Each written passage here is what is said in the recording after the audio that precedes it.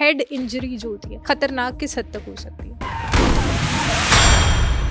Friend की खाला थी, वो ऐसे ही रोड से गुजर रही थी तो एक वैन के साथ हिट हो गई थी। अब वो जब हिट हुई ना तो वो उधर ही गिर गई। जब गिरी तो वो तकरीबन 4-5 मिनट्स ऑलमोस्ट होश में नहीं आ सकी। लोगों ने पानी वगैरह फेंका, लेकिन वो उतने टाइम में होश में आ गई थी और मैं तो बिल्कुल ठीक हूँ, मुझे तो कोई इशू नहीं है। उसके बाद ये शाम का वाकया है और रात में एकदम से तबीयत उनकी ख़राब होती है और वहीं पर ल्यूसिड इंटरवल, हेड इंजरी हुई, सर को शदीद किस्म का ब्लो हुआ, वाइब्रेट हुआ ब्रेन और अंदर कोई वेसल रप्चर हुई और दिमाग की जो झिल्ली है जिसे हम ड्यूरा मैटर कहते हैं उसके ऊपर थोड़ा सा ब्लड कलेक्ट हुआ। ब्लड अभी बड़ा मामूली सा है, लेकिन वो सीवियर जॉल्ट से पेशेंट अनकॉन्शियस हुआ। जैसे वो जॉल्ट का टाइम गुजरा पेशेंट दोबारा कॉन्शियस हो गया। वेसल रप्चर हुई है, वो ब्लीड करती रहती है। अगले 4 से 6 घंटे में वो ब्लड अचानक इतना बढ़ता है कि पेशेंट वहीं अनकॉन्शियस हो जाता है और खुदा न खास्ता उसकी नॉर्मल पर्सन का जो GCS है वो 15 होना चाहिए। अगर हम 15 से नीचे चले जाते हैं तो फिर कौन कौन सी सिम्टम्स आम इंसान में देखी जा सकती हैं? बेसिकली ये कॉमा स्कोर है, तो पेशेंट को हेडेक होगा, ज्यादा से ज्यादा वोमिट करेगा। जब वो उससे ज्यादा बढ़ेगा और आपने उसको ऑपरेट नहीं किया तो सीटी स्कैन में आप देखेंगे कि वो इतना बड़ा हीमाटोमा हो जाएगा कि वो ब्रेन को शिफ्ट कर रहा होगा एक साइड। उससे क्या होगा कि एक साइड की जो पुतली है वो फूलना शुरू हो जाएगी और एक साइड का बाजू और टांग सर पे थप्पड़ लगाना ये भी खतरनाक हो जी सकता है। बिल्कुल हो सकता है। ये क्रेनियो सर्वाइकल जंक्शन है जहाँ पे ब्रेन खत्म हो रहा है और स्पाइनल कॉर्ड शुरू हो रही है और रीढ़ की हड्डी वहां पे जाके सर के साथ जाके अटैच हो गई। बहुत ही डेलिकेट एरिया है और एग्जैक्टली इसी जगह से थोड़ा सा मिलीमीटर ऊपर आपका ब्रेन का पोस्टीरियर फोसा है जहाँ पे आपका इक्विलिब्रियम का इक्विपमेंट पड़ा हुआ है जो आपको बैलेंस देता है। आपकी सांस का ऑपरेटस पड़ा हुआ है, आपकी हार्ट बीट का ऑपरेटस पड़ा हुआ है। ये सारे इंपॉर्टेंट ऑपरेटस जो है वो सर की पिछली साइड पे पड़े हुए हैं। कोई आप ऐसा पेशेंट देखें कि वो गिर गया है रोड साइड पे या कहीं पे भी, तो कौन से काम हमें फौरी तौर पर करने चाहिए और कौन से काम हमें नहीं बिल्कुल करने नहीं चाहिए?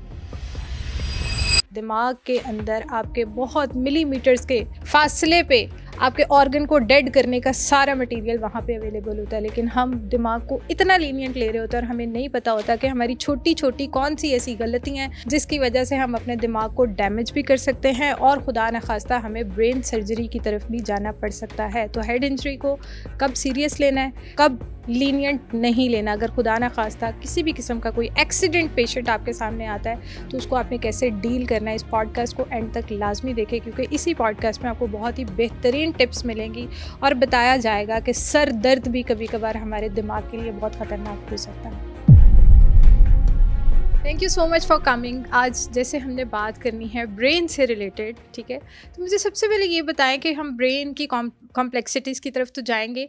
सर पे चोट लगना कितना ख़तरनाक हो सकता है कि मतलब बच्चे अक्सर गिर जाते हैं और हम बहुत लीनियंट लेते हैं, तो ये जो सर की चोट होती है, हेड इंजरी जो होती है, ये ख़तरनाक किस हद तक हो सकती है? Bismillahirrahmanirrahim.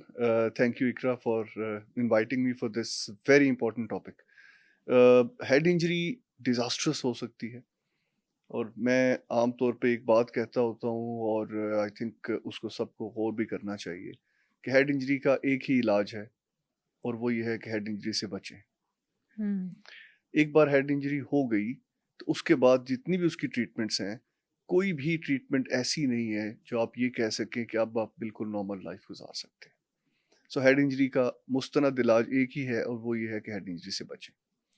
अगर हेड इंजरी हो जाती है, जो आपका क्वेश्चन है, तो 3 टाइप्स की हेड इंजरी हो सकती है। या तो वो पेनिट्रेटिंग हेड इंजरी है, यानी कोई भी शार्प इंस्ट्रूमेंट आपके सर के अंदर चला गया एक्सीडेंट के बाद, या बुलेट इंजरी है, गन शॉट है, या फिर आपका समझ लें कि कोई आपको कोई लड़ाई में कोई हिट करता है आपके सर के ऊपर और कोई लोहे की रॉड है, कोई लकड़ी है, कोई भी चीज़ ऐसी जो आपके सर की हड्डी को तोड़ के सर के अंदर चली जाए, वो हेड इंजरी की क्लासिफिकेशन में हम उसे पेनिट्रेटिंग हेड इंजरी कहते हैं।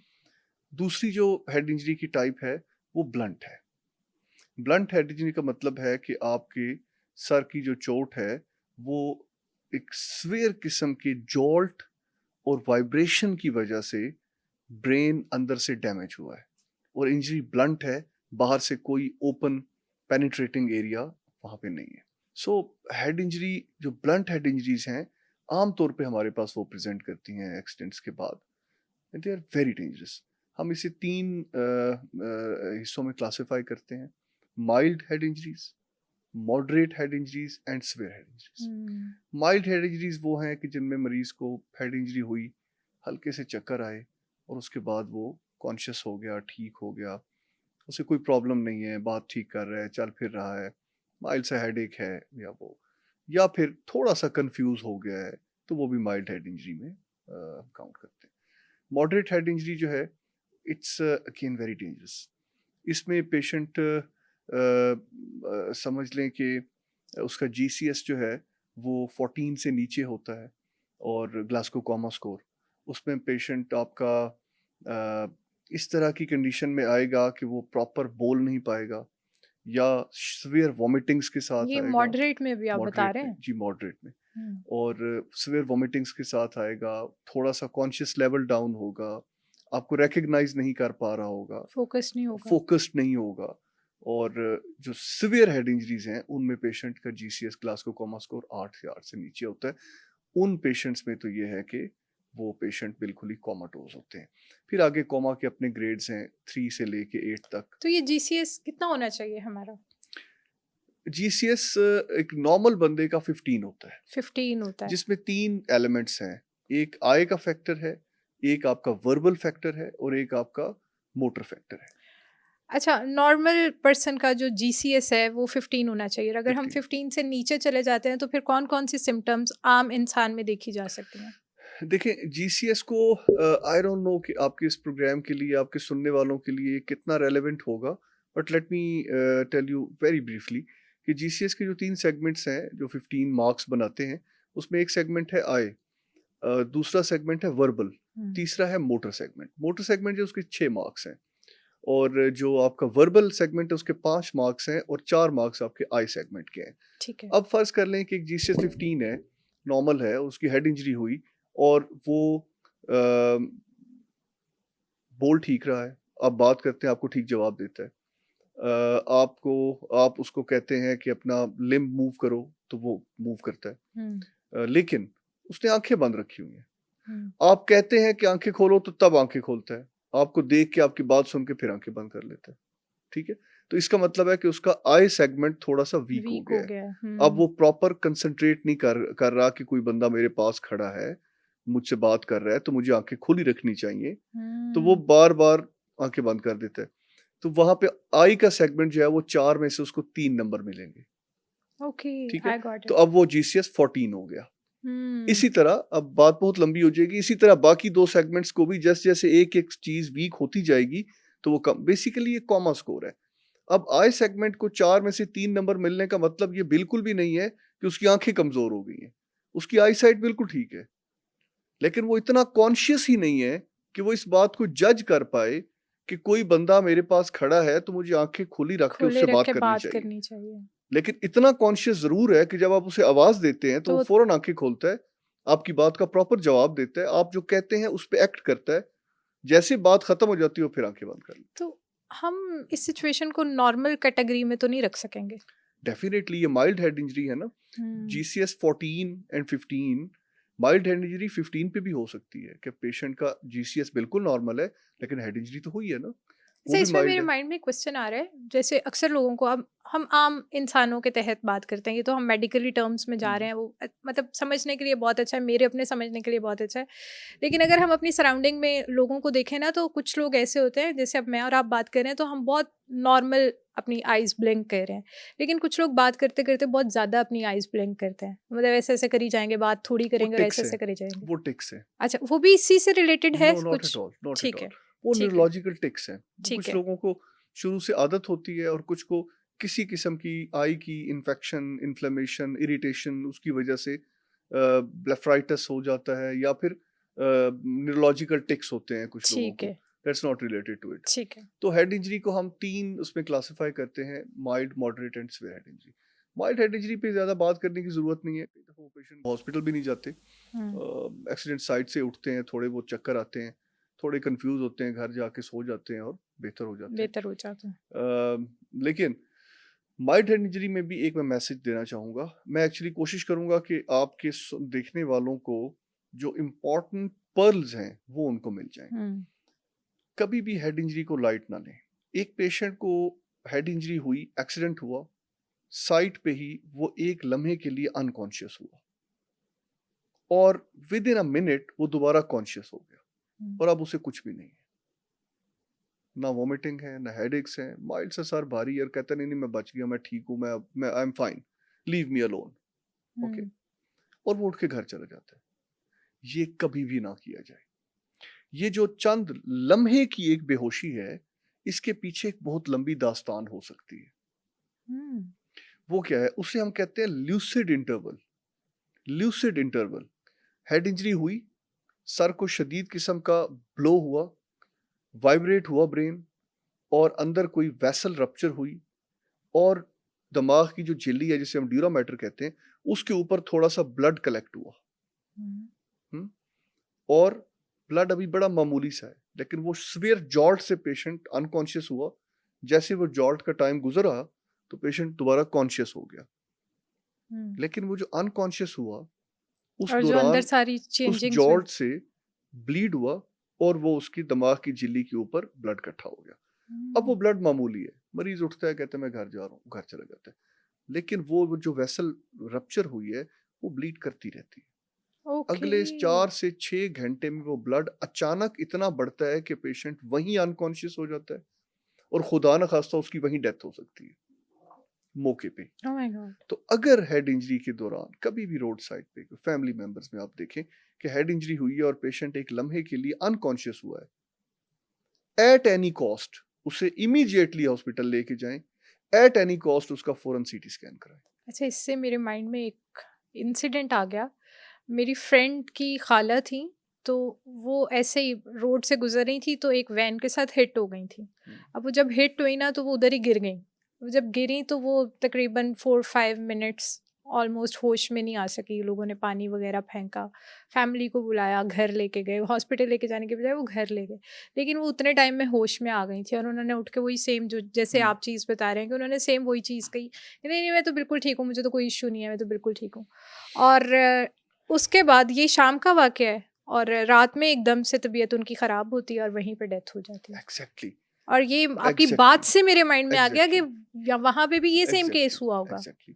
मैं एक यही कह रहा हूँ कि इस प्रोग्राम को हमें इतना फ्रूटफुल बनाना चाहिए इंशाल्लाह। कि इसमें इंशाल्लाह हम सिर्फ वो इम्पोर्टेंट पर्ल्स बताएंगे जो अगर सुनने वालों को मिल गए तो हम सबके लिए सदका जारी है। बेशक। अगर पेशेंट एक्सीडेंट के वक्त किसी भी हेड इंजरी में चंद लम्हे, एक लम्हे के लिए अनकॉन्शियस हुआ है, उस पेशेंट को कभी घर ना लेके जाएं। उसको ओवरनाइट हॉस्पिटलाइज रखें, उसका सीटी स्कैन ब्रेन करवाएं, और अगर सुबह तक आपको तसल्ली हो जाती है कि ये ल्यूसिड इंटरवल नहीं था, patient is fine, everything is okay, then आप उसे सुबह डिस्चार्ज कर दें। सो ये वो माइल्ड हेड इंजरीज हैं जो कि मौके पे हमें माइल्ड लग रही होती हैं, लेकिन चंद घंटों में ही वो मॉडरेट होती हुई और सवेयर हो जाती हैं और पेशेंट एक्सपायर हो सकता है। So we need to be very careful about these patients. ये तो हम बात कर रहे थे रोड साइड पे। दूसरा एक बड़ा इंपॉर्टेंट मैसेज मैं हेड इंजरी के हवाले से देना चाहूँगा। जब भी आपके आसपास कहीं एक्सीडेंट होता है, आपने देखा होगा कि लोग फौरन को मरीज को, गिरे हुए बेहोश मरीज को पानी पिलाना शुरू कर देते हैं, उठाना शुरू कर देते हैं, झपट पड़ते हैं। 2 काम करने हैं और बहुत से काम नहीं करने। अच्छा, वो भी हम लाजमी बताएंगे कि जब कोई आप ऐसा पेशेंट देखें कि वो गिर गया है रोड साइड पे या कहीं पे भी, तो कौन से काम हमें फौरी तौर पर करने चाहिए और कौन से काम हमें नहीं बिल्कुल करने नहीं चाहिए। करने चाहिए। जब तक 1122 या कोई मेडिकल हेल्प नहीं आती, तब तक आपने 2 काम करने हैं। सबसे पहले तो पेशेंट की गर्दन के आसपास कोई भी सैंड बैग टाइप चीज बना के उसकी नेक के राइट लेफ्ट पे रख दें। ओके, ताकि अब उसकी नेक मूव ना हो। हम उल्टा क्या कर रहे होते हैं, हम तो उसको उसको हिला रहे टांगों और हाथों से उठा के गाड़ी में डाल रहे होते हैं बिल्कुल ऐसे। और नेक इसकी यूं मूव हो रही होती है। क्योंकि एक्सीडेंट के बाद अगर नेक का कोई फ्रैक्चर है और आपने मरीज को मिस हैंडल कर लिया तो पेशेंट की नेक मूव करेगी और वो स्पाइनल कॉर्ड को काट देगी। सो अगर हेडिंग कोई भी एक्सीडेंट हुआ है, पेशेंट गिरा हुआ है, फौरन उसकी नेक को सिक्योर कर दें जब तक मेडिकल हेल्प नहीं। दूसरा, फौरन उसकी बॉडी को देखें कि कहीं से वो ब्लीड तो नहीं कर रहा। अगर कहीं से ब्लीड कर रहा है तो फौरी तौर पे उसको स्टॉप करें, और कुछ नहीं मिल रहा तो अपने अपने अंगूठे से उस जगह को दबा दें ताकि उसका ब्लड जाया ना हो। ठीक, बिल्कुल ठीक है। अगर मेडिकल हेल्प फ़ौरन आ सकती है। तो ये 2 काम अगर आपने कर लिए हैं, और तीसरा काम क्या है, अगर मेडिकल हेल्प थोड़ी-सी लेट है आपकी, तीसरा काम ये है कि कोशिश करें कि उसका मुँह खुला रखें। अच्छा, इसके पीछे लॉजिक क्या है? इसके पीछे लॉजिक ये है कि जब पेशेंट अनकॉन्शियस होता है, तो उसकी टंग फॉल करती है। अच्छा। ज़बान पीछे को फॉल करती है और उसका एपिग्लॉटिस बंद हो जाता है। उसका साँस रुक जाता है, वो सांस साँस नहीं रुक ले पाता। जाता है। अगर आप मुँह खुला रखेंगे और आपके पास कोई भी चीज़, चम्मच या ऐसा कोई भी चीज़ है हाथ में, उसका मुँह खोल के सामने से टंग को दबा के रखेंगे, तो वो उसका एयरवे बरकरार रहेगा। ताकि ज़ुबान भी ज़्यादा वो पीछे ना जाए, ज़ुबान भी ज़ुबान पीछे दबा के। गिरे ना। हुँ। ज़्यादा से ज़्यादा ये भी, अगर मेडिकल हेल्प जल्दी आ रही है तो आप सिर्फ ब्लड रोक लें और नेक सिक्योर कर लें, तो आपने बहुत बड़ी हेल्प कर दी। हुँ। काइंडली मरीज को पानी पिला के उसकी मदद ना करें। वो अनकॉन्शियस होते हैं, हल्के से होश में होते हैं, पानी आप पिलाते हैं तो बजाय मैदे में जाने के वो फेफड़ों में चला जाता है। हुँ। उल्टा आप मरीज की जिंदगी के दुश्मन बन रहे होते हैं। मरीज को कभी भी मिस हैंडल ना करें। ऑन द स्पॉट, अगर आपने ट्रेनिंग नहीं ली हुई फर्स्ट एड की, और आपने कभी भी फर्स्ट एड की ट्रेनिंग नहीं ली, तो आप प्लीज सिर्फ 2 ही काम करें। कहीं से ब्लीड हो रहा है तो वो रोक दें, और उसकी नेक को सिक्योर कर लें। हुँ। अगर आपने फर्स्ट एड की ट्रेनिंग ली हुई है तो फिर आप माउथ ओपनिंग की भी कोशिश करें, एयर भी सिक्योर रखने की कोशिश करें। और जब मेडिकल हेल्प नहीं आ रही, तो फिर आपने पेशेंट को हॉस्पिटल कैसे शिफ्ट करना है, वही सैंड बैग्स के साथ एक कपड़ा बांध दें ताकि नेक फिक्स हो जाए। जब पेशेंट को उठाएं, तो एक बंदा उसकी नेक के नीचे हाथ रखे, एक सर के नीचे, एक सर के नीचे, एक नेक और कंधों को पकड़ ले, ताकि जब आप उसे शिफ्ट कर रहे हो कार में, तो उसकी नेक पीछे की तरफ मूव ना करे। हुँ।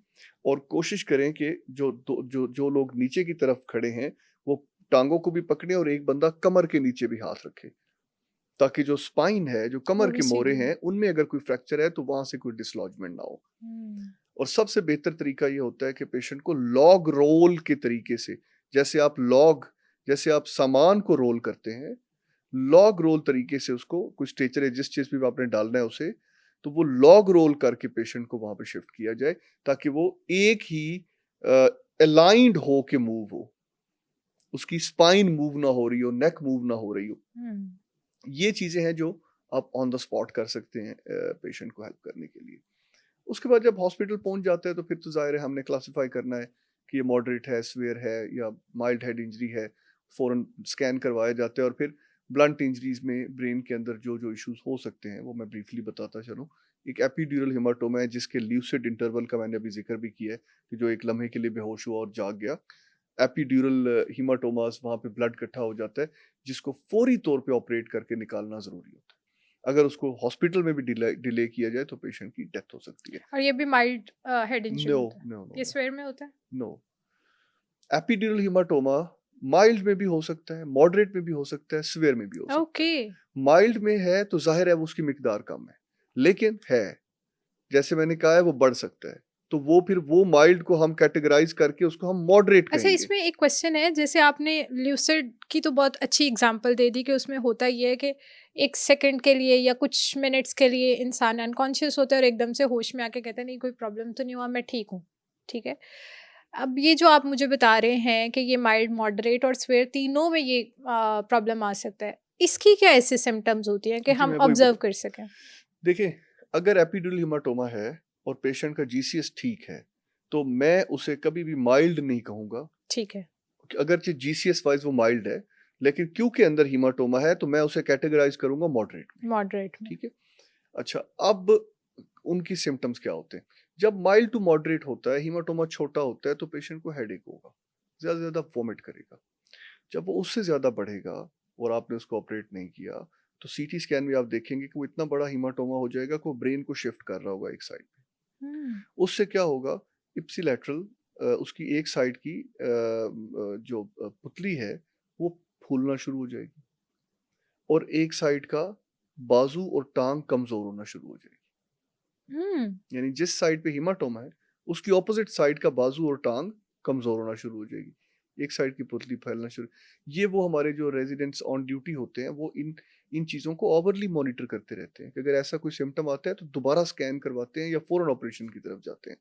जो मॉडरेट केसेज़ हैं, जिनमें अभी पेशेंट कॉन्शियस है, ठीक है, लेकिन ऑल ऑफ द सडन देखा कि एक साइड की आँख की पुतली फैलना शुरू हो गई, एक साइड की वीकनेस होना शुरू हो गई, तो वो पेशेंट फ़ौरन सीवियर कैटेगरी में ला के उसे फ़ौरन स्कैन करवा के अर्जेंटली ऑपरेट कर दिया जाता है। कुछ तो आते ही इतनी सीवियर कंडीशन में है कि ये ऑलरेडी हो चुका होता है, पुतली फैली होती है, और लेफ्ट उन्हें साइड ये पता ही वीकनेस नहीं होती होता है, कि प्रॉब्लम पता ही पीछे नहीं क्या होता है। और वो जब स्कैन होता है तो पता चलता है एंड फिर उन्हें शिफ्ट करके उसको ऑपरेट किया ये जाता सब स्टार्ट एक सिंपल सर दर्द से होता है? है। हेड इंजरी के बाद नहीं मतलब ये तो हेड इंजरी से पहले भी हो सकता है दिस प्रॉब्लम के, नो ये नो नो नहीं नो हेड इंजरी के नो बाद ही नो होगा? This is about head injury. Okay ठीक है, this is done. About head injury. Okay okay okay. दूसरी जो चीज ये तो है दिमाग की झिल्ली के ऊपर जो ब्लड होता है जिसको हम एपिड्यूरल हेमाटोमा कहते हैं। हम्म। फिर उसके बाद ओल्ड एज केसेस में आमतौर पर ये देखा जाता है हमारे बुजुर्गों में कि अगर उन्हें हल्की सी भी सर को जॉल्ट लगता है तो उनको दिमाग की झिल्ली के नीचे ब्लड इकट्ठा होना शुरू हो जाता है जिसे हम सबड्यूरल हेमाटोमास कहते हैं।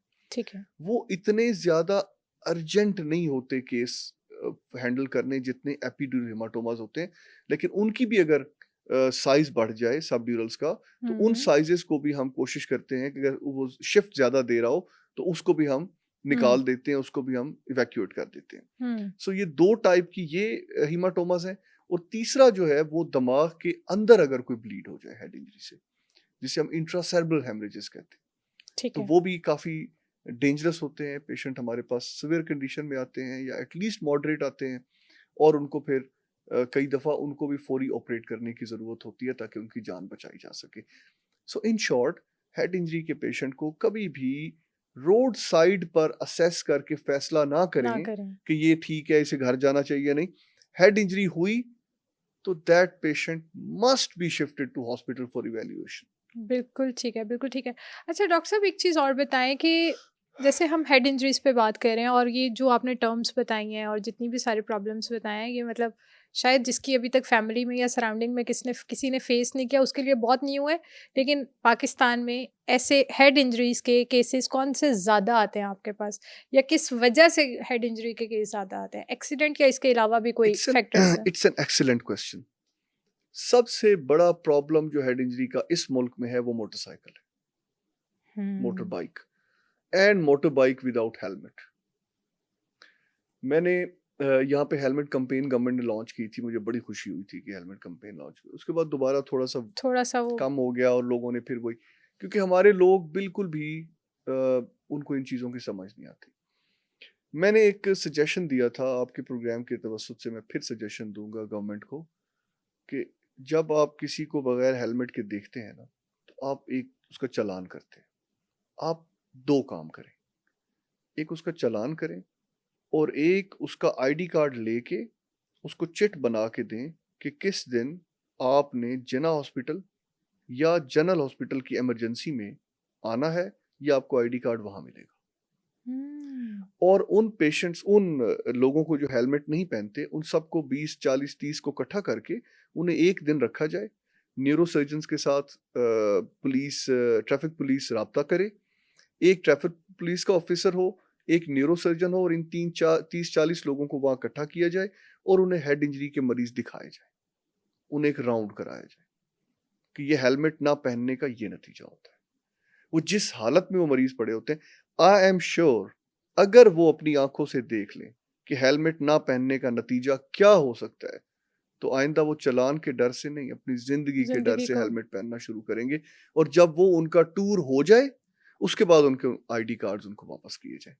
कितना जबरदस्त अगर मैसेज है, ऐसा हो कितना सके जबरदस्त तो मैसेज है। काइंडली इस मैसेज को स्प्रेड करें। इंशाल्लाह। अगर ये मेरा मैसेज ऑनरेबल चीफ मिनिस्टर को मिल जाता है तो I think she is a wonderful person, और जिस तरह से वो काम कर रही हैं हेल्थ में भी और बाकी शोबों में भी, शायद अगर ये मैसेज उनको मिल जाए तो वो इस पे लाजमन को लाएअमल बनाएंगी। इंशाल्लाह। हेड इंजरी के जो पेशेंट्स जिस कंडीशन में होते हैं, और एज भी मतलब ऐसा भी नहीं कि 50 40 50 की एज में, यंग आपके पास तो बड़े बड़े यंग पेशेंट यंग बच्चे आते यंग होंगे, और यंग क्योंकि बच्चे पेशेंट्स ज़्यादा इस तरह की हरकतें करते यंग हैं। पेशेंट्स ये तो हो गया कि हमने हेड इंजरी से बचना कैसे। जैसे मैंने अपना ओपनिंग सेंटेंस ये कहा था कि सर की चोट का एक ही इलाज है और वो इलाज है सर की चोट से बचना। बिल्कुल मेरा ठीक। ओपनिंग सेंटेंस ये था। हम्म मोटरसाइकिल इंजरीज की हमने बात की और वो बड़ी इंपॉर्टेंट है क्योंकि सबसे ज्यादा बल्क हमारे पास यही आता है। उसके बाद दूसरे नंबर पे हाई वेलोसिटी इंजरीज हैं, गाड़ियों के जो एक्सीडेंट्स होते हैं मोटरवे पे या हाई वेलोसिटी में। तीसरी चीज जो है वो पेडिस्ट्रियन वर्सेस बाइक। यानी एक बंदा रोड क्रॉस कर पैदल रहा है और चल बाइक रहा उसे हिट करती है, गाड़ी हिट करती है, ये पेशेंट्स हमारे पास आते हैं। सो रोड क्रॉस करते हुए बहुत एहतियात करनी चाहिए। आपकी एक लम्हा बचाने का, 1 मिनट बचाने के चक्कर में आप पूरी जिंदगी गंवा देते हैं। और उसके अलावा फिर बच्चों में ख़ास तौर पे हमने ये देखा है, जो स्पेशली जो टॉडलर्स हैं या फिर जो न्यूनेट्स इवन, बच्चे छत से गिर के, सीढ़ियों से गिर के हमारे पास बहुत आते हैं। मैंने ये कई दफ़ा देखा है, माएँ और मैं तो ख़ैर जब बच्चे आते हैं इमरजेंसी में तो मैं उसका इलाज करने के साथ-साथ माँओं को बहुत डाँटता हूँ, बहुत डाँटता हूँ। माएँ आमतौर पे थोड़ी-सी गफ़लत कर बैठती हैं, चाय बनाने चली गईं, कोई और काम करने चली गईं और बच्चे को ऐसी जगह बिठा दिया जहाँ साथ ही सीढ़ियाँ हैं, तो वो क्रॉल करता हुआ जाता है और वो गिर जाता है। टेरेस से गिरे हुए बच्चे हमारे पास काफ़ी आते ओह हैं। My God! मतलब बच्चों को बाइक पे जब आपने सफ़र कराना हो, तो वो उसूलन अलाउ ही नहीं होना चाहिए, लेकिन हमारे यहाँ डेफ़िनेटली फैमिलीज़ के लिए प्रॉब्लम होता है, तो उसमें बच्चे को प्रॉपर टाई अप करें पेरेंट्स अपने साथ, उनको इस तरह से बाइक पे भी ट्रैवल ना करवाएँ, उनको प्रॉपर टाई अप करें। गाड़ियों की में बच्चे एक्सीडेंट के साथ हमारे पास आते हैं, पेरेंट्स को कुछ नहीं हुआ, जस्ट एक बड़ी सीवियर किस्म की ब्रेक लगाई गाड़ी की और बच्चा जो है उसको सीट बेल्ट नहीं लगा हुआ, वो अगली सीट पे बैठा हुआ है और वो उछल के जाके शीशे को लगा। इन चीज़ों का एहतियात करें। अब जैसे वेस्ट में आपने देखा होगा कि वहाँ पे तो बच्चे को फ्रंट सीट पे बैठना ही अलाउ बैठना नहीं ही है। अलाउ नहीं होता। बैक सीट पे बैठेगा और जब तक बच्चे की प्रॉपर वो प्रैम टाइप एक बनी होती है, जो फिक्स्ड होती है सीट के साथ, वो नहीं है तो बच्चा बैक सीट पे भी नहीं बैठ सकता, हुँ। क्योंकि बच्चा खुद को नहीं सँभाल सकता। और बच्चों की हेड इंजरीज़ इन केसेज़ में भी काफ़ी हमारे पास आती है। उसके बाद एक बड़ा अनफॉर्च्यूनेट चीज़ जो है वो डोमेस्टिक वायलेंस है। हुँ। उसके केसेज़ भी आते हैं, बच्चों को काफ़ी तशद्दुद का निशाना भी, बहुत से वहशी लोग हैं जो बच्चों पर तशद्दुद करते हैं, तो वो भी हमारे पास आते हैं। मैं एक इस हवाले से डॉक्टर्स को एक पैगाम देना चाहूँगा, जब भी कोई बच्चा आपके पास इंजरी के साथ आए, रूटीन एक्सीडेंट से हट के, छत से गिर के या सीढ़ियों से गिर के या किसी भी और चीज़ से जिसका पता नहीं चल रहा बट बच्चा इंजर्ड है, उस मामले को कभी भी लाइट ना लें, क्योंकि you are the first person out of that family हुँ। Who is involved now. Very true. Police भी इन्वॉल्व नहीं है, कोई और इन्वॉल्व नहीं है, आप पहले आदमी हैं जो फैमिली से बाहर के इन्वॉल्व हुए हैं। Very true. अब अगर आप भी इस चीज़ को इग्नोर कर देंगे, तो वो बच्चा वापस वहीं चला जाएगा। तो काइंडली इस चीज़ को देखें, फैमिली को इंटरव्यू करें, अगर आपको कुछ कुछ फिशी लग रहा है, तो उसे फ़ौरन अपने मेडिकल सुपरिटेंडेंट को या मेडिकल सुपरिटेंडेंट को एटलीस्ट रिपोर्ट कर दें। आगे वो अगर बेहतर समझेगा एडमिनिस्ट्रेशन हॉस्पिटल की, तो वो मे बी पुलिस को भी इन्फॉर्म करे। लेकिन आप एटलीस्ट हॉस्पिटल एडमिनिस्ट्रेशन को बता दें कि ये बच्चा जो है, ये there is a doubt of domestic violence, तो उस बच्चे को आप बचाएँ। वो आपकी रिस्पॉन्सिबिलिटी है, अल्लाह ने उसे उस फैमिली से निकाल के आपके वेरी पास सिर्फ़ ट्रू। इलाज के लिए नहीं भेजा, इसलिए भी भेजा है कि आप उस बच्चे की आइंदा ज़िंदगी के बारे में सोच वेरी सकें। ट्रू। अच्छा, इससे ना मेरे माइंड में क्वेश्चन आ रहा है कि अक्सर हम सुनते हैं सर पे नहीं मारें। अगर पेरेंट्स ने या किसी ने भी हिट करना भी है बच्चे को, अगर कभी मारना पड़ भी जाए, तो अक्सर हम एक बात सुनते हैं ना, सर पे ना मारा करें, फेस पे ना मारा करें, हुँ। बैक पे लगा दें, आपने अगर एक कोई स्टैब करना है बैक पे कर दें, लेकिन सर और फेस पे मना करते हैं। तो ये सर पे थप्पड़ लगाना, ये भी खतरनाक हो जी, सकता है। बिल्कुल हो सकता है। उसकी वजह ये है कि क्रेनियम सर आपका इट्स अ क्लोज़्ड कैविटी। इसके अंदर ब्रेन है, इसके अंदर शरेयानें हैं, इसके अंदर दिमाग का पानी है, सीएसएफ है। ये 3-4 चीज़ें इस क्लोज़्ड कैविटी के अंदर बंद हैं। इस कैविटी का बाहर की दुनिया से कोई राब्ता नहीं है। हुँ। जब भी आप सर को कोई जॉल्ट देते हैं, उस जॉल्ट से ब्रेन उसमें मूव करता है। उसके साथ अगर स्पेशली ओल्ड एज या बच्चे हैं, बच्चों से ज़्यादा ओल्ड एज में, उनका सर जोल्ट करता है तो हैंगिंग वेसल्स होती हैं, जो कि हल्के से जोल्ट से रप्चर हो जाती हैं और अंदर इंटरनल ब्लीड्स हो सकते हैं। हुँ। बच्चों के सर के ऊपर इसलिए मना करते हैं हम मारने से कि बच्चों के सर की हड्डी बहुत नरम होती है, नरम होती है। ठीक है? और अगर वो हड्डी वहाँ से खुदा ना खास्ता एक थप्पड़ मारने से ही अगर आपने ऐसी जगह पे मार दिया जहाँ पे ओवर सॉफ्टन बोन है, तो वो इंजर कर सकती है ब्रेन को। सर का जोल्ट इवन बच्चों के ब्रेन को इंजर कर सकता है, so we need to be very careful about that. बिल्कुल ठीक है। अच्छा, एक चीज़ बताएँगे कि अक्सर जब यहाँ पे आपके वो ज़्यादा जब किसी कोई भी स्टैब करता है ना, तो या वो सर तो नहीं होता, सर से थोड़ा-सा नीचे होता है।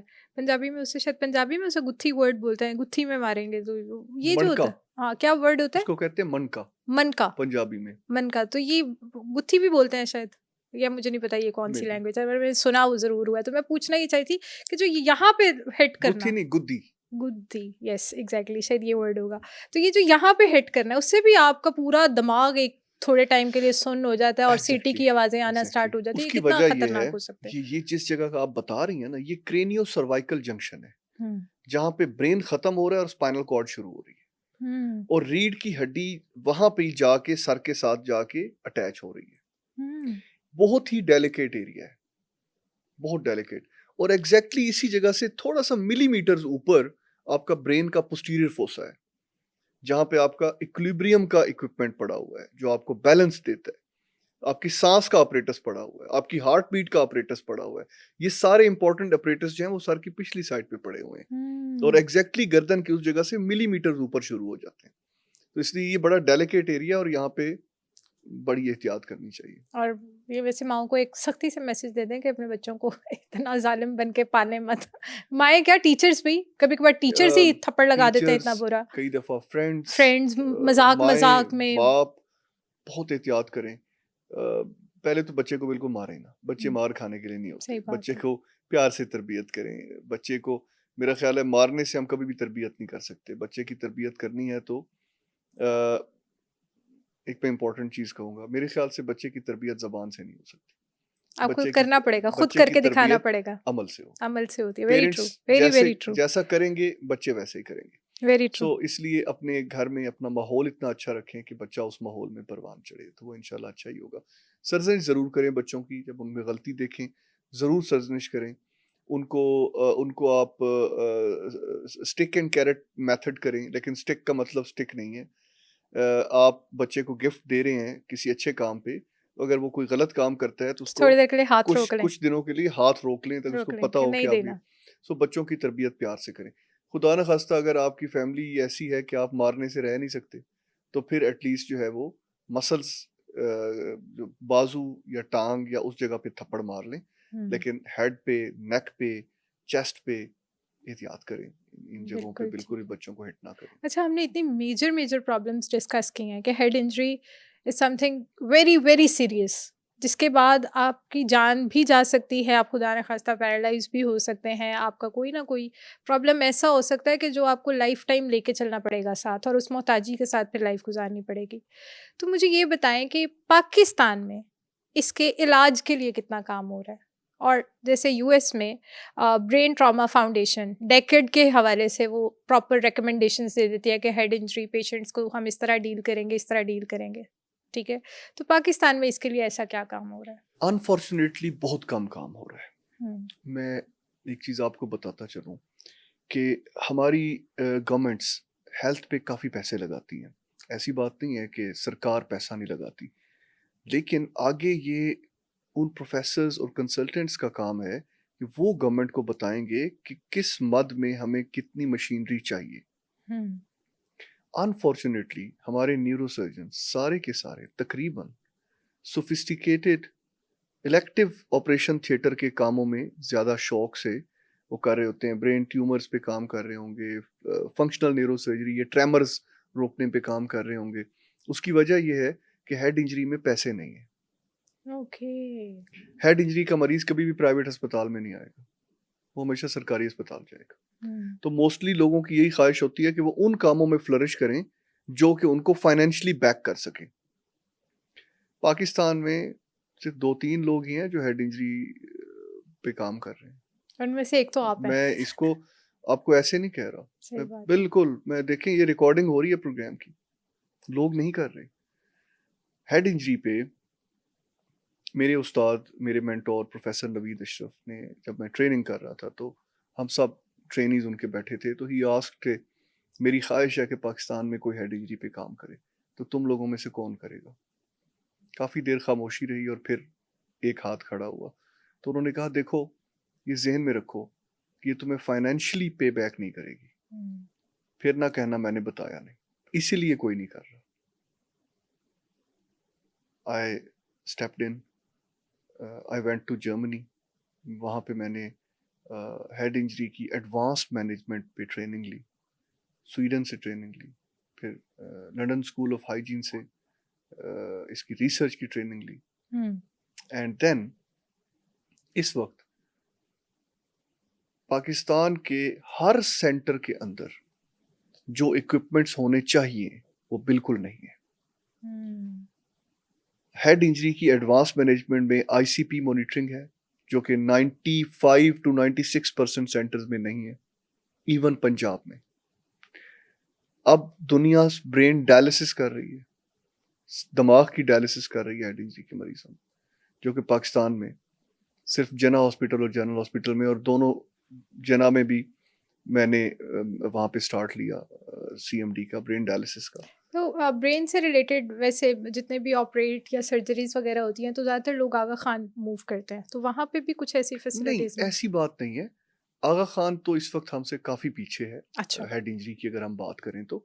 आगा खान में तो हेड इंजरी की ट्रीटमेंट आईसीपी मॉनिटरिंग तक नहीं हो रही, वो हम यहाँ जनरल अस्पताल और जना में कर रहे हैं। हेड इंजरी की जो एडवांस मैनेजमेंट अब तक इंटरनेशनल लेवल की है वो अल्हम्दुलिल्लाह मैंने इन 2 सेंटर्स में लॉन्च कर रखी है, और वो पाकिस्तान में और कहीं नहीं हो रही। हम्म, अब आगा खान में मैं जाके कोर्सेज करवा चुका हूँ, मैं उनको वर्कशॉप्स करवा चुका हूँ आगा खान के न्यूरो सर्जन्स को। लेकिन हमें इन चीज़ों को एक्सटेंड करना है टू डिस्ट्रिक्ट लेवल।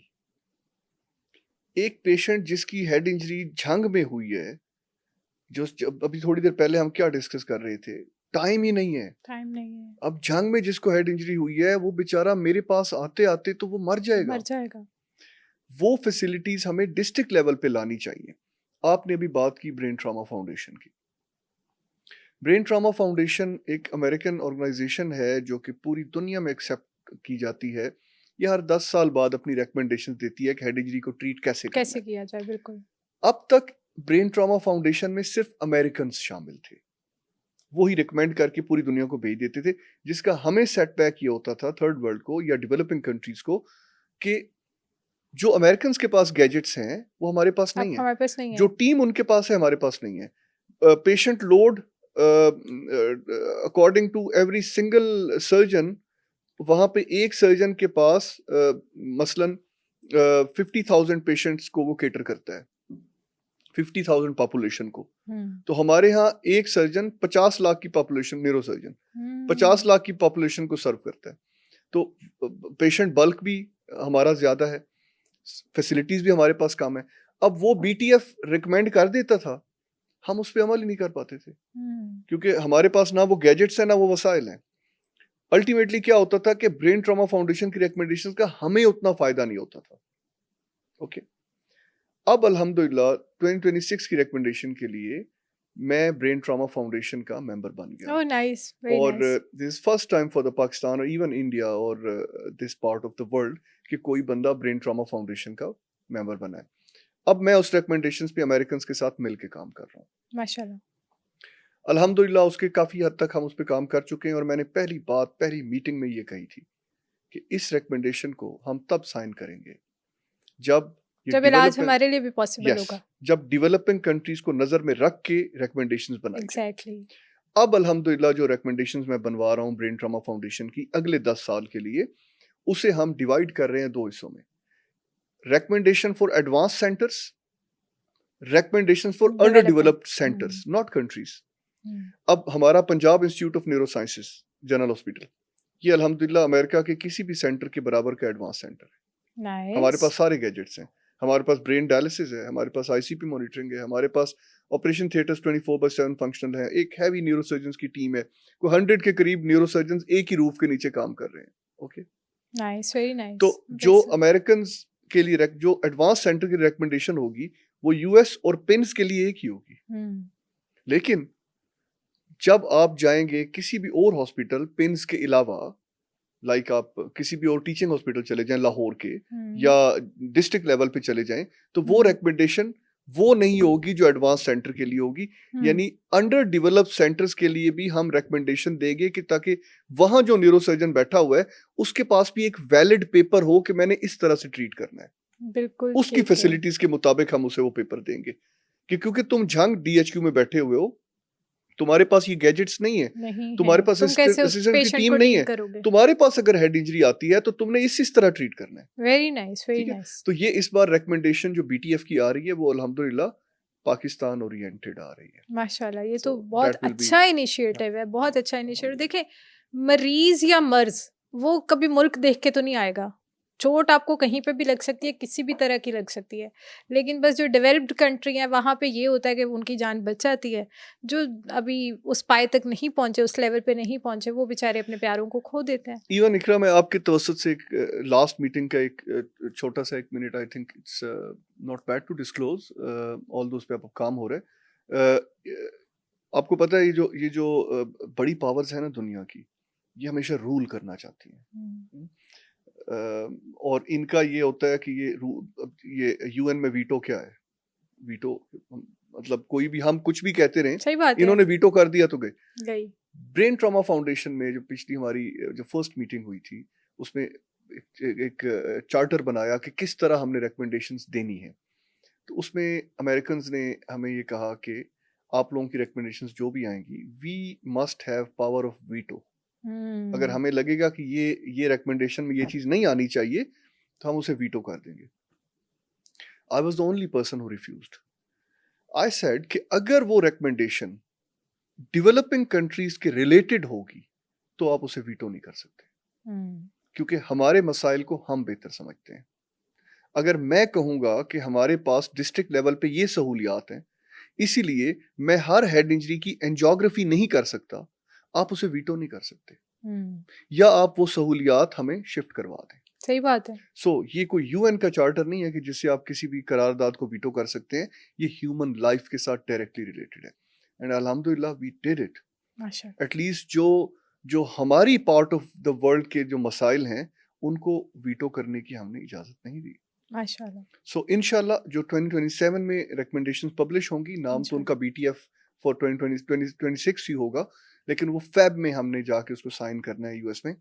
वो जब रिकमेंडेशंस आएंगी तो इंशाल्लाह it will be a revolutionary change in this part of the world for head injury treatment, for Pakistan, for India, for Bangladesh, for Sri Lanka, and for the Arab countries as well, and for the Africans as well. माशाल्लाह, माशाल्लाह। मतलब कितना बड़ा change आएगा इंशाल्लाह। कितने सारे मुल्कों में, और वो कितना यूज़फुल होगा, कितना बेहतरीन होगा कि हम हेल्थ को मैनेज करेंगे, हम लोगों की जान बचाएंगे, और लोगों के साथ कितना, ये मैं कहती हूँ ये तो बहुत बड़ा सदका जारी होगा इंशाल्लाह, इंशाल्लाह। अच्छा, मुझे ये बताएं, एक बहुत मेजर और इम्पॉर्टेंट पार्ट हमारे पॉडकास्ट का, हमने हेड इंजरी के बाद प्रॉब्लम्स को डिस्कस कर लिया, हम इन फ्यूचर किस तरह हम उनको डील करेंगे या क्योर किया जा सकता है उसको डिस्कस कर लिया। इस सारे प्रोसेस पे किसी भी किस्म की अगर दिमाग में या सर में चोट लगती है तो उसको ठीक होने में कितना टाइम लगता है? क्या वो प्रॉपर ठीक हो भी जाता है कि वो कभी भी दोबारा से ट्रिगर कर जाता है? देखिए, ये एक बड़ा जनरल क्वेश्चन है। आप अगर तो कोई माइल्ड हेड इंजरी है तो पेशेंट्स 90% से ज़्यादा मुकम्मल ठीक हो जाते हैं। उनको चक्कर आना या सर दर्द होना 2-3 हफ्तों में वो पेशेंट ठीक हो जाता है। मॉडरेट हेड इंजरी भी आमतौर पे नॉर्मल लाइफ की तरफ चले जाते हैं, बट जो सिवियर हेड इंजरी है उसके पेशेंट्स आमतौर पे दोबारा नॉर्मल लाइफ नहीं गुजार सकते कभी भी। और वो जो नॉर्मल लाइफ नहीं गुजारते उसमें क्या क्या एबनॉर्मेलिटी क्या क्या आ सकती है? उसके लिए फिर हमने एक और स्कोर बनाया हुआ है जिसे हम ग्लासगो आउटकम स्केल कहते हैं। ग्लासगो आउटकम स्कोर, उसमें क्या होता है कि हम ये देखते हैं कि पेशेंट इंजरी से निकलने के बाद इसका ग्रेड क्या है। मसलन जो सबसे लोएस्ट ग्रेड है वो ये है कि वो टोटली हैंडीकैप्ड है, टोटली, यानी वो बिल्कुल भी अपने लिए कुछ भी नहीं कर सकता। आपने खिलाना भी उसको है, आप पैम्पर भी उसका जो उसके साथ उन्होंने चेंज करना है, बिल्कुल ठीक है। फिर एक है कि वो सपोर्ट के साथ जिंदगी गुजार पा रहा है, एक है कि वो विदाउट सपोर्ट जिंदगी गुजार रहा है बट हैंडीकैप्ड है, और एक है कि वो नॉर्मल लाइफ गुजार रहा है। सो इसके फिर ग्रेड्स हैं। उसमें ये हम कभी भी सिवियर हेड इंजरी के पेशेंट को, अटेंडेंट्स को ये नहीं बता सकते कि ये कौन से जीओएस स्कोर में फॉल करेगा बाद में। इट डिपेंड्स कि उसकी रिकवरी कैसी होती है। अच्छा, ब्रेन सर्जरी या दिमाग का ऑपरेट सुनते ही हम बहुत डर जाते हैं, घबरा जाते हैं। हम ही नहीं, हमारी सराउंडिंग में, मतलब एक तो पेशेंट होता है ना, एक उसकी सराउंडिंग में भी सब डर जाते हैं कि ओ पता नहीं क्या हो जाएगा, दिमाग का ऑपरेशन, ओ हो ये तो पता नहीं क्या ही चीज़ हो जाएगी। और अक्सर ऐसा देखा भी है, मतलब मैं अगर अपनी फैमिली में भी बात करूँ ना, मैंने अपनी फैमिली में भी 1-2 ऐसी ब्रेन इंजर्ड के बाद, जब सर्जरी के बाद मैंने देखा कि उनकी पूरे बॉडी में ना कोई कोई ऐसा डिफेक्ट आ ज़रूर गया कि साफ पता चल जाता है यार दिमाग का ऑपरेशन हुआ है, ठीक है? मतलब कोई सही से चल नहीं पा रहा, किसी की टांग में थोड़ी सी लंगड़ाहट है, किसी का बाजू शायद प्रॉपर मूव नहीं हो रहा। तो ये दिमाग का ऑपरेशन अभी तक इतना हमें डराता क्यों है? मतलब इतना सब कुछ देखिए, एडवांस हो गया। इकरा एक चीज़ क्लियर कर लें कि ये ऑपरेशन की वजह से नहीं होता। हुँ, ये जो डिफेक्ट आप बता रही हैं 90% ये ऑपरेशन की वजह से नहीं होते, ये उस चोट की वजह से होते हैं।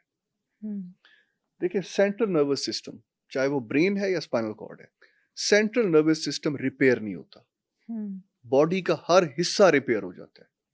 आपके मैदे में जख्म होता है, रिपेयर हो जाता है। आपकी स्किन कट जाती है, 3 हफ्ते बाद देखेंगे जैसे था ही ठीक नहीं हो प्रॉब्लम। जाएगी। ब्रेन और स्पाइनल कॉर्ड रिपेयर नहीं होते। हुँ, जो इंजरी हो गई वो हो गई। ऑपरेशन क्यों किया जाता है? फर्दर इंजरी को रोकने के लिए। पेशेंट क्योंकि पहले अनकॉन्शियस होता है तो फैमिली को पता नहीं होता कि इसका बाजू जाया हो चुका है। ऑपरेशन से वो ओह! उठ जाता है, जब कॉन्शियस होता है तो कहते तब हैं मेरा पता जब बाजू नहीं हो बाजू रहा, नहीं मूव तो कर लोग रहा। कहते हैं ये ऑपरेशन हुआ था। ओह येस! सो ऑपरेशन तो आपको फर्दर मुसीबत से बचाने के लिए है, लेकिन जो डेफिसिट ऑपरेशन से पहले हो चुके हैं आमतौर पे वो रिकवर नहीं करते, हुँ, या वहां पे कोई डैमेज नहीं हुआ, सिर्फ किसी खून के लोथड़े के दबाव से अगर कोई ब्रेन का हिस्सा दबा हुआ है और आपने वो दबाव हटा दिया तो वो ऑर्गन ठीक हो जाएगा। हुँ, लेकिन अगर उस ऑर्गन के कंसर्न सेल्स डैमेज हुए हैं ब्रेन में तो वो कभी भी रिकवर नहीं करेंगे। इसीलिए कहते हैं कि सबसे ज्यादा डेलिकेट सर्जरीज, सबसे ज्यादा मुश्किल सर्जरीज ब्रेन की ही है। एक एक मिलीमीटर के ऊपर पूरा पूरा ऑर्गन डिपेंड कर रहा होता है आपके जिस्म का। यानी ब्रेन का 1 मिलीमीटर है और आपके जिस्म का पूरा एक ऑर्गन उस 1 मिलीमीटर पे डिपेंड कर रहा है। वही 1 मिलीमीटर ही डैमेज हो गया तो आपका एक पूरा ऑर्गन डैमेज हो गया। So you need to be very careful about the head injuries. आपको सर की चोट से बचना सबसे इंपॉर्टेंट है। मुझे एक चीज़ बताएँ मतलब आपने तो माशाल्लाह बहुत सर्जरीज़ की होंगी, बहुत ज़्यादा पेशेंट्स डील किए होंगे। सर्जरीज़ में किस किस्म के ब्लंडर्स हो जाते हैं? अक्सर डॉक्टर्स से भी हो जाते हैं। तो वो किस किस्म के ब्लंडर्स होते हैं? और क्या अ, डॉक्टर्स उनको उनकी फैमिली के सामने एक्सेप्ट करते हैं बाद में? मैं कन्फ्रंट करता करते हूँ हैं? मैं करता हूँ। उसकी वजह ये है कि मेरे जो उस्ताद हैं जिनका मैंने पहले भी जिक्र किया है, प्रोफेसर नवीद अशरफ, एक बार एक सर्जरी के दौरान एक ऐसा हुआ था कि जो कॉम्प्लिकेशन थी उस सर्जरी की। तो मैंने सर्जरी के बाद उनसे पूछा कि इसका क्या करना है, तो उन्होंने कहा नोट्स में लिखें और फैमिली को इन्फॉर्म करें कि दिस कॉम्प्लिकेशन हैपेंड। हुआ क्या था? ठीक। अ, क्यों वो कोई एन्यूरिज्म था ब्रेन का, रग फूली हुई थी और वो एन्यूरिज्म ड्यूरिंग क्लिपिंग कई दफ़ा रप्चर हो जाता है। It's normal complication, it's part of surgery. हुँ, उसके बाद वो सिक्योर भी हो गया, एन्यूरिज्म क्लिप भी हो गया और पेशेंट भी ठीक हुआ। लेकिन ही सेड कि बताएं कि एन्यूरिज्म सर्जरी के दौरान फटा है, हुँ। Inform them. तो हमारा यही क्वेश्चन था कि सर एवरीथिंग इज फाइन, तो व्हाई शुड वी टेल? उन्होंने कहा नहीं, be pure to your profession. You need to be very clear.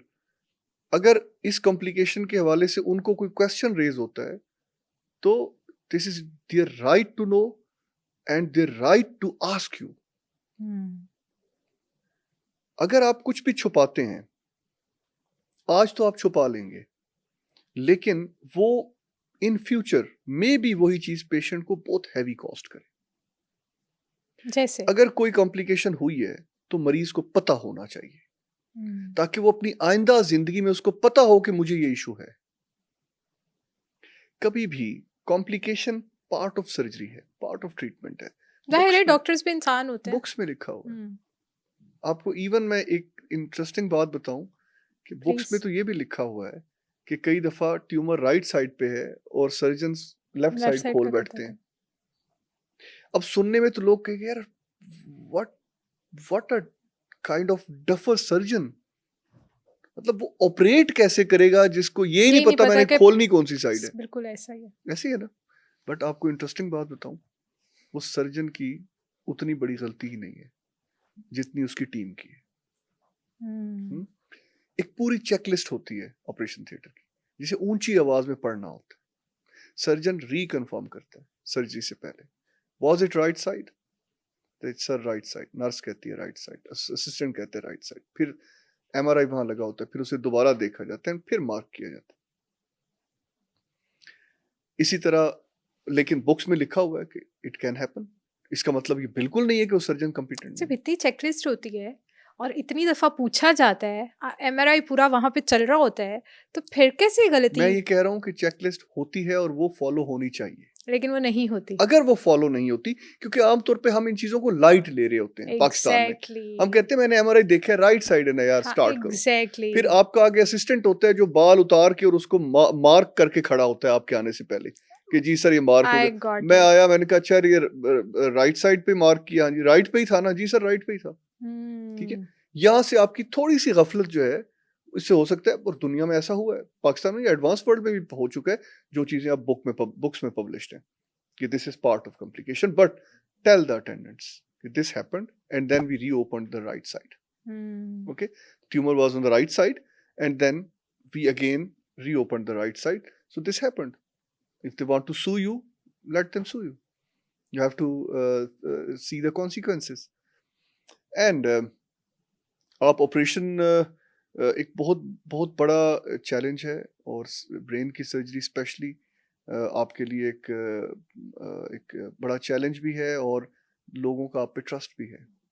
मैं तो हमेशा अल्लाह का इतना शुक्र अदा करता हूँ कि अल्लाह ने मुझे वो कैपेसिटी दी है कि मैं लोगों के सर खोल के उनके दिमाग को ऑपरेट करके और दोबारा बंद कर देता हूँ, और अल्हम्दुलिल्लाह अल्लाह की अल्हम्दुलिल्लाह। मदद से वो लोग फिर उठ के खड़े हो जाते हैं। अल्हम्दुलिल्लाह। इससे बड़ा मकाम या दर्जा क्या होगा सही बात है। कि और अल्लाह ताला इंसान को ये मकाम अता कर दे। बेशक। बाकी सारी चीज़ें बड़ी सेकेंडरी हो जाती हैं, लेकिन इट्स डिफ़िकल्ट, इसके चैलेंजेस बहुत हैं हमारी जैसी सोसाइटी में स्पेशली। बेशक। लोग समझते ही नहीं हैं। आप उनको मतलब कई दफ़ा आपकी गलती नहीं भी होती, पार्ट ऑफ डिजीज़ एक चीज़ होती है, आप उन्हें कन्विंस ही नहीं कर पाते। वो कहते हैं नहीं जी आप न्यूरो सर्जन हैं, आपने ऑपरेशन किया, इसे ठीक होना चाहिए था। वेस्टर्न वर्ल्ड में ऐसा आम तौर पे नहीं होता। बड़े एजुकेटेड लोग होते हैं, वो ऑपरेशन से पहले ही सारी बीमारी समझ लेते हैं। यहाँ पे तो हमें यहाँ पे भी अब थोड़ा थोड़ा कल्चर आ रहा है, अभी बहुत ज़्यादा नहीं, लेकिन अभी मतलब आई होप कि आ जाए, स्टार्ट हो गए आई हैं होप कि आ लोग जाए। पढ़ने की साइड पे। अगर किसी को कोई प्रॉब्लम होता है तो पहले उसके घर वाले उसकी प्रॉपर रिसर्च करके आए होते हैं। अच्छा ये अब मतलब अभी स्टार्ट हो गया, इनिशिएटिव आ गया है। अल्लामा गूगल साहब से पूछ के हाँ, आते हैं। अलामा गूगल भी कह सकते हैं, नहीं अब और भी मीडियम्स को यूज किया जाता है। एआई, पहले सिर्फ गूगल अलामा गूगल होता था, चैट जीपीटी चैट है, जीपीटी और ये एआई वो, के तो सारे मतलब फॉर्म। थोड़ी बहुत उसकी हाव नाव लेकर आते हैं, फिर वो डॉक्टर पे रिलाय करते हैं। मतलब अगर मुझे भी कोई प्रॉब्लम आ जाए, अल्लाह माफ़ करे वैसे तो ना आए, लेकिन अगर किसी किस्म का कोई प्रॉब्लम आ जाए तो पहले मैं अपनी सिम्टम्स खुद देख रही सर्च होती हूँ, करेंगे। खुद मैं देख रही होती हूँ अच्छा ये हुआ, इसकी क्या क्या रीज़न हो सकते हैं। इवन के अगर मैं कोई खुद से मेडिसिन भी खाने लगी हूँ तो पहले मैं उसको पढ़ती हूँ, उसके यूजेस क्या हैं, वो क्या क्या साइड इफेक्ट हो सकते हैं, कितना टाइम लेनी चाहिए, कितना टाइम नहीं चाहिए, उसके बाद मैं किसी डॉक्टर को मैसेज करती हूँ क्या मुझे आप बताएं, वो जो बताएगा फिर मैं उस पर रिलाय कर लूंगी। ये भी शुक्र है कि आप डॉक्टर को मैसेज करती हैं, बाकी तो हमारे बहुत से लोग अब अरे नहीं, गूगल से अपनी ट्रीटमेंट करवा रहे हैं एआई से। दिस इज इस वेरी चीज़ से बैड। बचें, बिल्कुल, इस बल्कि मैं चीज़ से चाहूंगी बचें। कि आप मुझे, मैं ये आपसे क्वेश्चन करती हूँ, आप इसके बारे में क्वेश्चन मैं रेज करती हूँ, आप उसका बताएं। जैसे हमने हेड इंजरी को डिस्कस किया ना डॉक्टर साहब, ज़्यादातर ये भी होता है कि हेड इंजरी तो बहुत स्वेयर प्रॉब्लम है। लोगों को कोई छोटा मसला हो, बड़ा मसला हो, वो खुद से वो अपनी सिम्टम्स, इलामात सारा कुछ लिख के गूगल पे, चैट जीपीटी पे, तो वो जो जो एक्सरसाइजेज, वो जो जो इलाज बता रहा हो तो उसको फॉलो करना स्टार्ट कर देते हैं विदाउट एनी क्वेश्चन या क्वेरी। कोई डॉक्टर से नहीं पूछते, कोई डॉक्टर की राय को, मतलब वो बाद की चीज़ें आती हैं। That's very dangerous, that's very dangerous. उसकी वजह ये है कि ऑल्दो मैं एआई का बंदा तो हूँ नहीं, लेकिन फिर भी आपको एक चीज़ बताता चलो, एआई से इंफॉर्मेशन आती कहाँ से है? हर वो इंफॉर्मेशन जो आप अपलोड करते हैं, एआई वही पिक करता है। ओके, वो बेशक सही हो गलत हो। यस। अब मसलन मैंने एक रिसर्च आर्टिकल लिखा और पाकिस्तान के एक बिल्कुल ही फारिग से फजूल से जर्नल ने पब्लिश कर दिया, और वो आर्टिकल बिल्कुल भी बायस्ड और गलत है, लेकिन पब्लिश हो गया, वो अपलोड भी हो गया, वो गूगल पे चला गया। अब उसी आर्टिकल के रिलेटेड एक बीमारी का एक बंदा क्वेश्चन करता है अमेरिका में बैठ के, तो वहां के कई दुनिया के मुस्तनद आर्टिकल्स को भी एआई उठाएगा और मेरे वाले उस फजूल से आर्टिकल को भी उठाएगा, उसका इनपुट भी दे के उसे ट्रीटमेंट समझा देगा, क्योंकि वो कंप्यूटर है ना, ह्यूमन थोड़ी है। तो एआई जो आपको इंफॉर्मेशन देता है वो इंतहाई अजीबो गरीब किस्म की एक मिक्स टाइप की इंफॉर्मेशन होती है, जो कम अज कम अपनी, वो एआई को मैं कहूंगा कि ये नीम हकीम है, ये आपके लिए खतरा है, खतरा है जहां है। इससे इतनी एक इन्फॉर्मेशन सिर्फ ज़रूर ले लें ताकि आपको अपनी बीमारी की नो हाउ हो जाए कि मैंने किस तरह के डॉक्टर के पास जाना है। बेसिक्स जो हैं वो इससे सीख लें एआई से, लेकिन अपनी ट्रीटमेंट का डिसीजन हमेशा मुस्तनद डॉक्टर से जाके करवाएं। जैसा कि मैंने कहा है कि अब ब्रेन ट्रॉमा फाउंडेशन के हम कर रहे हैं कि अंडर डेवलप्ड सेंटर्स के लिए भी रिकमेंडेशंस आ जाएं। हमारे डिस्ट्रिक्ट लेवल पे बड़े बुरे हालात हैं। एक सीटी स्कैनर पड़ा हुआ है, उसको प्रॉपर न्यूरोसर्जन नहीं है, कहीं न्यूरोसर्जन है तो सीटी स्कैन नहीं है। हेड इंजरी के पेशेंट 90% रेफर हो रहे हैं डिस्ट्रिक्ट लेवल से।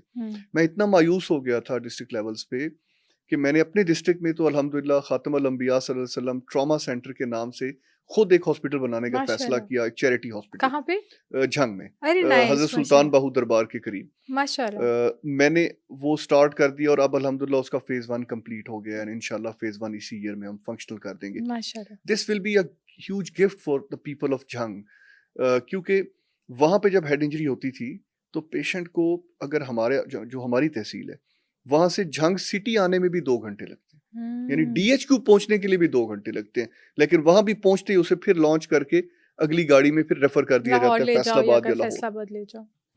मैंने ये सोचा कि क्यों ना उस एरिया में एक ऐसा ट्रॉमा सेंटर बनाया जाए जहाँ पे head injury, orthopaedic injury, general surgery के रिलेटेड इंजरीज, अगर कोई एक्सीडेंट होता है, कोई ऐसी इमरजेंसी होती है या कार्डियक इमरजेंसीज, उनको एटलीस्ट हम वहीं पे केटर करें और मोस्ट एडवांस्ड गैजेट्स के साथ। माशाल्लाह। ये एक मेरा मैसेज होगा तमाम उन लोगों के लिए जो मुख्तलिफ डिस्ट्रिक्ट से ताल्लुक़ रखते हैं।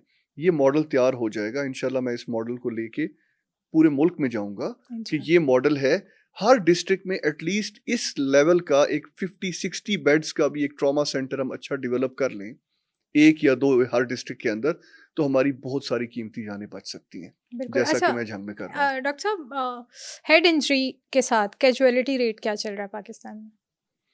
जो सिवियर हेड इंजरीज हैं उनमें तो पूरी दुनिया में कैजुअलिटी रेट ये है कि तकरीबन मोर देन 50% लोग दुनिया से चले जाते हैं इंटरनेशनली। और पाकिस्तान हेड में? इंजरीज हैं, पाकिस्तान में इट्स अराउंड 60%। 60% और ज़्यादातर एक्सीडेंट जो केसेस। सिवियर हेड इंजरीज हैं। बिल्कुल ठीक है। Thank you so much for the wonderful information. इंशाल्लाह दोबारा ज़रूर मिलेंगे एक नए टॉपिक के साथ। आई होप कि इस पॉडकास्ट ने आपको काफ़ी हेल्प आउट किया होगा कि हेड इंजरी एक्चुअली होती क्या है और इसको कैसे डील करेंगे आप लोग, किस तरह आप डॉक्टर्स के पास जाएंगे, कैसे आप अपने डॉक्टर से सारा चेकअप पूछेंगे और क्योर करने के लिए इसमें आपको कौन कौन से बेसिक स्टेप्स को फॉलो करना पड़ेगा।